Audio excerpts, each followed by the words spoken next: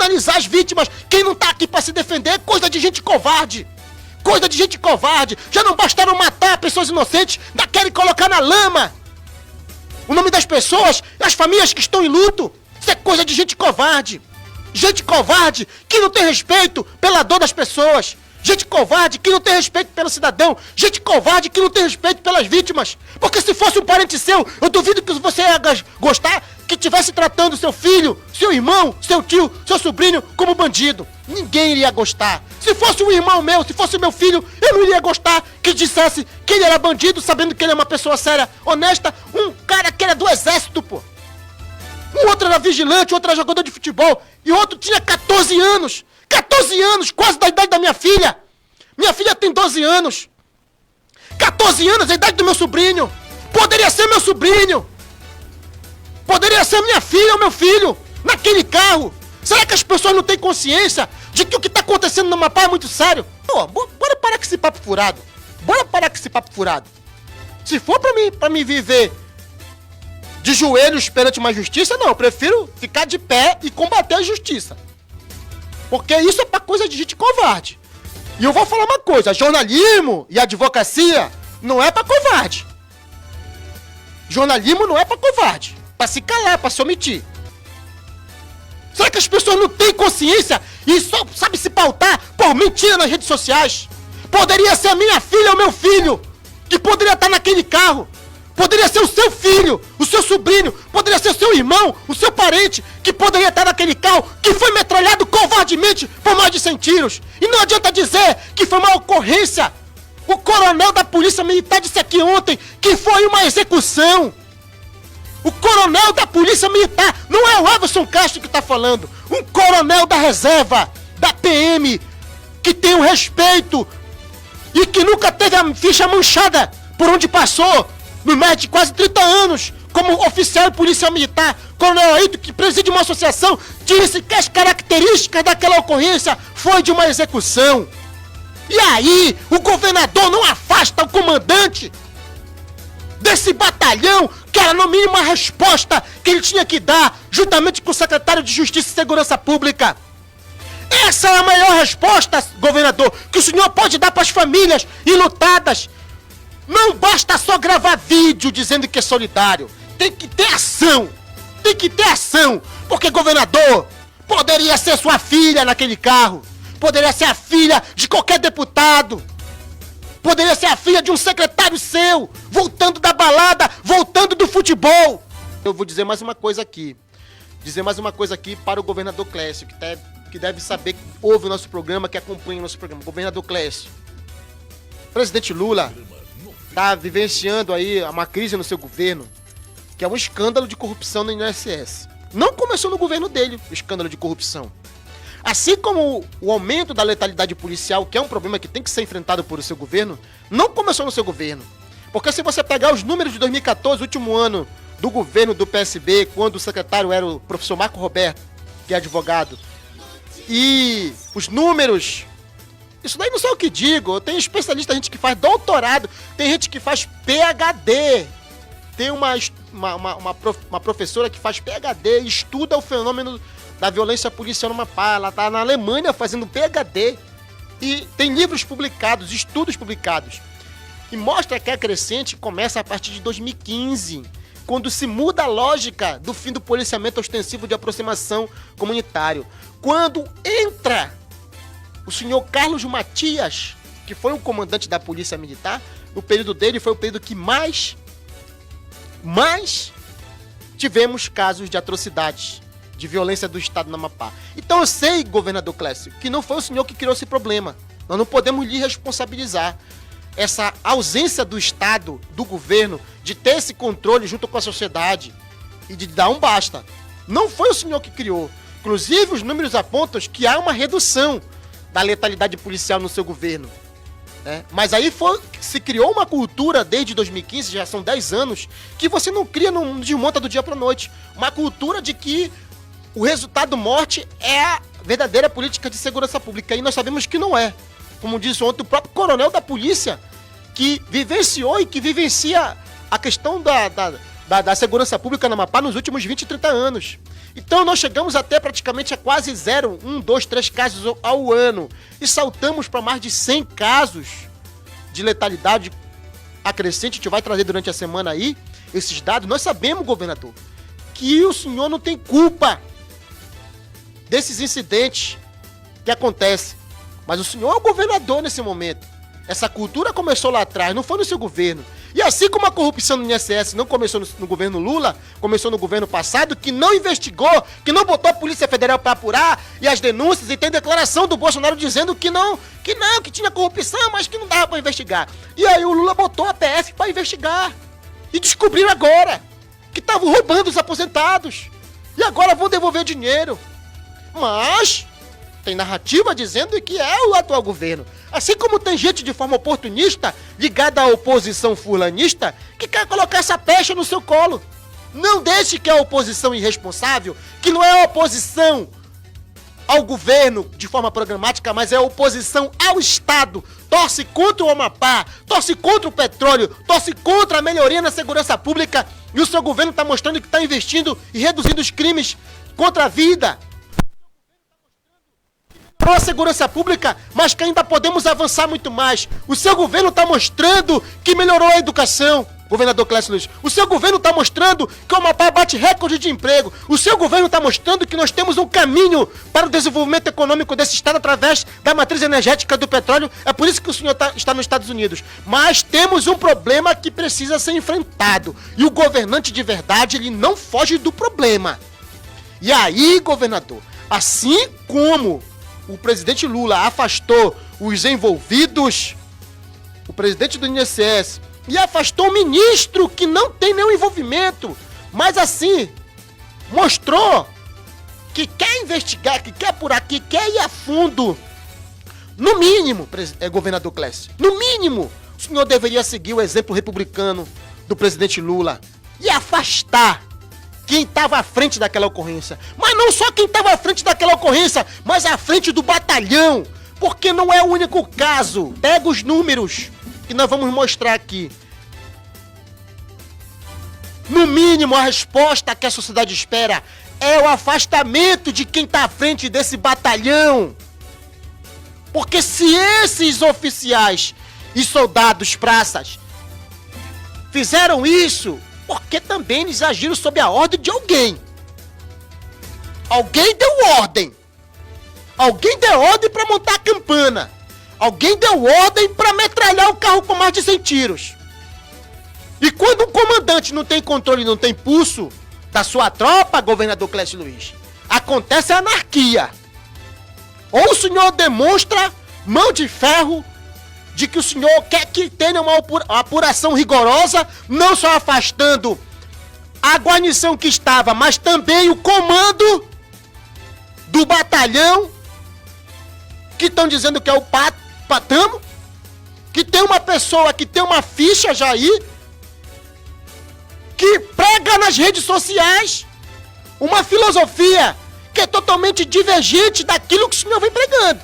Porque olha nas redes sociais o que prega o senhor Major Wendel. Olha nas redes sociais o que ele defende, governador Clécio. Será que está condizente com aquilo que o senhor está falando nas redes sociais e em resposta aos fatos no episódio do último domingo? Então, governador, está na hora de afastar. Está na hora de afastar. E se não quiser, e se o comandante-geral não quiser afastar, afaste o comandante-geral. E se o secretário de Justiça não quiser, afaste o secretário. Faça que nem o presidente Lula. Afastou o presidente do INSS, o Lupe não resolveu, afastou o ministro, trocou de ministro. Se tiver que afastar todo mundo, para que o seu governo não fique manchado por essa pecha que agora a anistia tá aí, e a OAB tá em cima, porque o senhor quer o quê? Que o seu governo seja vergonha internacional? Como um governo que é conivente com a violação de direitos humanos? Como um governo que é conivente com a matança? Com um governo que é conivente com a violência de Estado? Eu tenho certeza que pela sua biografia, governador Clécio Luiz, o senhor não concorda com isso, o senhor tem dito várias vezes, eu lhe entrevistei, mas não basta falar. Há uma frase que diz o seguinte, que não basta a mulher de César ser honesta, ela precisa parecer ser honesta. Não basta só o senhor dizer que quer uma investigação rigorosa. O senhor tem que mostrar que quer uma investigação rigorosa. Não basta só o secretário de Justiça dizer que quer uma investigação rigorosa. Ele tem que mostrar que quer uma investigação rigorosa. Porque o comandante-geral sumiu. O comandante da Polícia Militar sumiu, tomou chá de sumiço. Nessas horas, os caras sumem. Deixam a batata quente pra quem? Os políticos. Pro seu governo. O senhor vai comprometer o seu governo por conta de um episódio onde querem passar pano? Querem passar pano? Não, não dá. Eu sei que eu vou sofrer pressão política de vários lados pelo que eu tô falando aqui. E eu não sou um cara que faz oposição ao seu governo, crítico do seu governo. Eu tô aqui apontando uma solução, que é o uso das câmeras corporais. E no mínimo o senhor tinha que afastar o comando pra dar uma resposta de que o senhor quer passar limpo essa história. Agir de forma democrática, republicana, transparente e defender que esses batalhões arraigados, que são os que mais se destacam por intervenção, por morte por intervenção, de imediato, adotem o uso das câmeras corporais. Começa por eles. Não é pelo IAPEM não, secretário Neto. Que lá no IAPEM não tá tendo morte lá não. Como o senhor falou que a Polícia Penal tem que começar pela Polícia Penal. Requisitar o batalhão ambiental não tem registro de morte. Que tem apreensão de caça, de pescado, um monte de coisa. As câmeras têm que começar por aqueles batalhões que mais possuem registro de mortes em serviço. É por esses batalhões que tem que começar. Vão me tirar do ar? Vão me tirar do ar hoje. Mas eu vou para redes sociais amanhã e vou continuar falando. Se me tirarem do ar, paciência. Eu não fiz acordo para concordar com injustiça. Eu não vim para nenhuma emissora para concordar com coisa errada. O papel do jornalismo é buscar a verdade.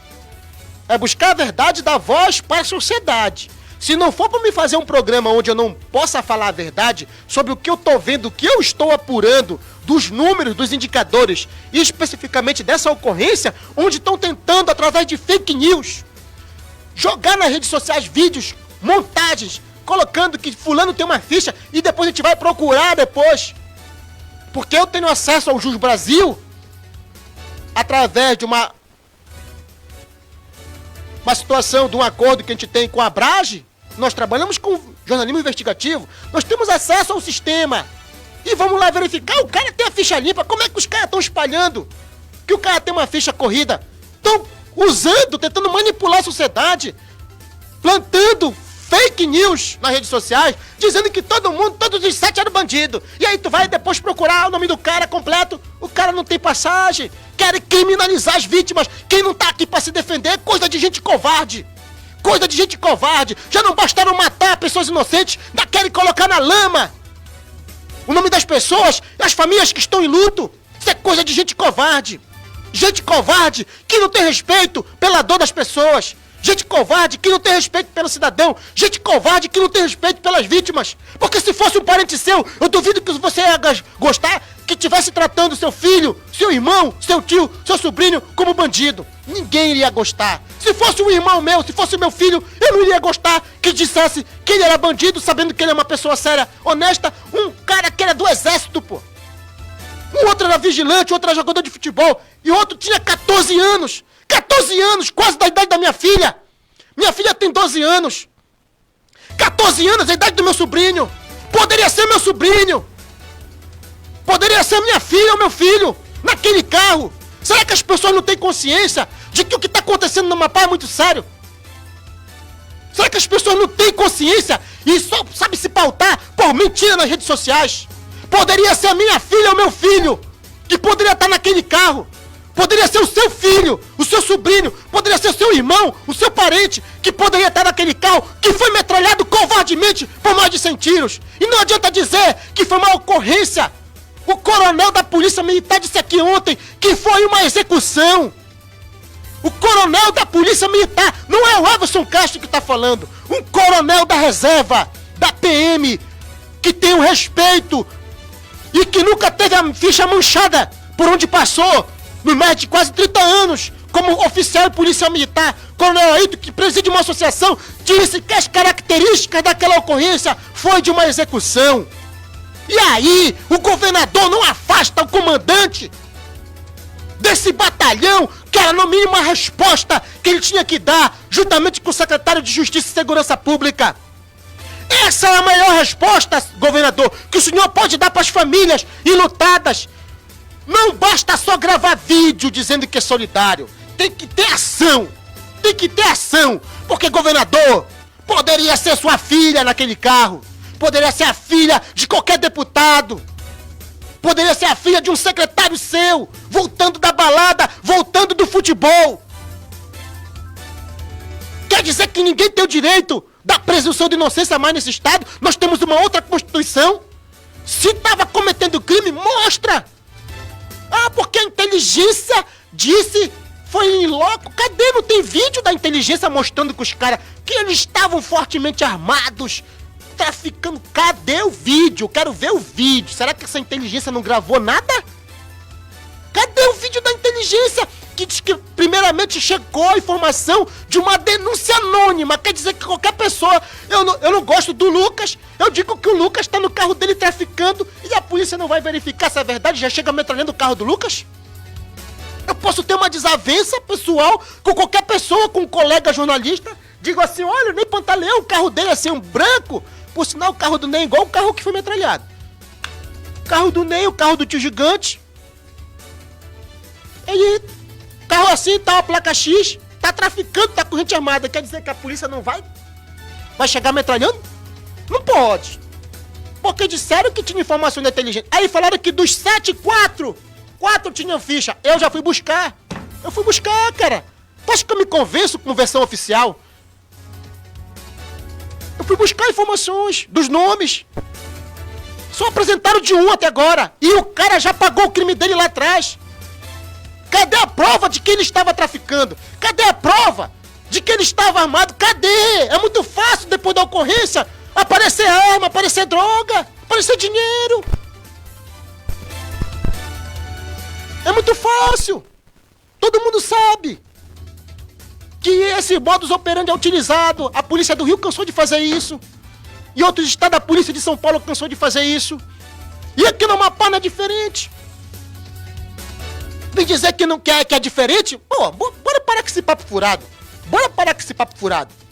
Se for pra mim viver de joelhos perante uma justiça, não. Eu prefiro ficar de pé e combater a justiça. Porque isso é pra coisa de gente covarde. E eu vou falar uma coisa, jornalismo e advocacia não é pra covarde. Jornalismo não é pra covarde. Pra se calar, pra se omitir. Né? Então nós estamos do lado da OAB nessa pauta. Vamos apoiar essa pauta da OAB. É uma pauta que nós levantamos antes mesmo da OAB aqui. Nós já vínhamos falando. E vamos defender o direito da sociedade de ter controle. Nós elegemos o governador, os deputados. É direito da sociedade de ter controle. De ter controle sobre as instituições. E as câmeras corporais e nas viaturas. E não venham me com desculpa de que não tem dinheiro, porque a gente tem o líder do governo no Congresso, nós temos o presidente do Senado, que uma ligação dele pro ministro da Justiça, ele resolve, desemboca rapidinho 50 milhões aqui no Amapá. Acabou de recuperar, parabéns ao senador Davi. Porque sempre defendeu, é criticado pela imprensa nacional, porque puxa a farinha primeiro pro pirão dele aqui. E tá certo, foi eleito pra defender o Amapá. E recuperou 500 milhões de emendas perdidas agora. Tá certo, senador Davi. Mas será que ninguém vai ter coragem de dizer, não, eu apoio essa pauta da OAB. Qual é o problema? É falta de dinheiro, como disse o secretário Neto, não tem recurso? Senador Davi, eu sei que o senhor é forte. O homem é forte, mano. O senhor é forte, senador. 50 milhões, uma ligação sua pro presidente. Presidente, estamos com problema no Amapá. Nós temos muito caso lá de matança, de violência policial. Preciso resolver, porque eu estou sendo cobrado pela sociedade também, no nosso estado. 50 milhões implanta logo, um monte de batalhão. Pronto. Aí resolve a parada. Aí para com o papo furado com lenga-lenga, com a desculpa do amarelão comer barro. Que é no linguajar popular. A famosa desculpa do amarelão comer. Não tem dinheiro, porque não sei o que e tal. Cara, quando eu vi a resposta do Neto... Sinceramente, não dá pra aceitar. Não dá pra aceitar. Delegado competentíssimo, um bom secretário, reduziu muito os crimes no Amapá. Mas essa resposta não dá pra aceitar. E eu tô aqui com os números, inclusive, que falam da redução da violência no estado. Né? Redução do feminicídio, de crimes violentos, vários crimes foram reduzidos. Parabéns ao trabalho. Mas não dá pra tapar o seu capeneira diante de um problema desse. Beleza? 18 horas e 32 minutos.